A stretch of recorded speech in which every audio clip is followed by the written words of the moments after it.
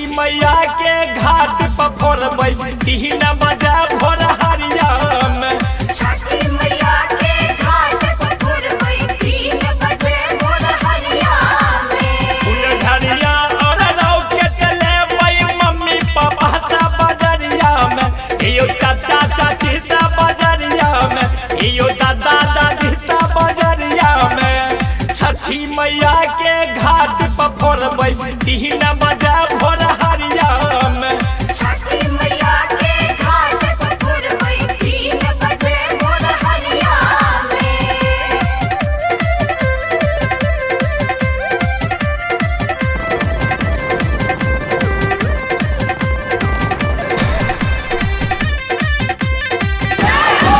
काला डोला भार उठैबै झटकल जइबै डगरिया में।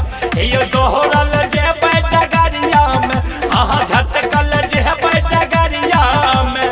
छठी मैया के दर्शन करबै 3 बजे भोर हरिया में। छठी मैया के घाट पर फोड़बै 3 बजे भोर हरिया में।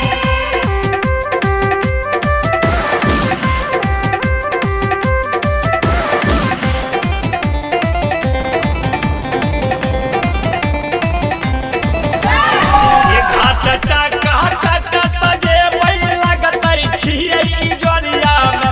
यो लगतै छियै इजोरिया में, अहाँ लगतै छियै इजोरिया में।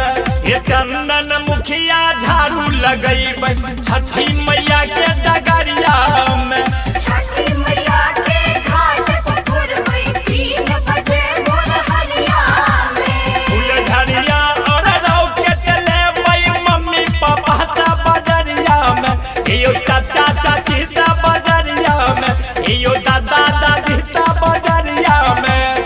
छठी मैया के घाट पर फोड़बै 3 बजे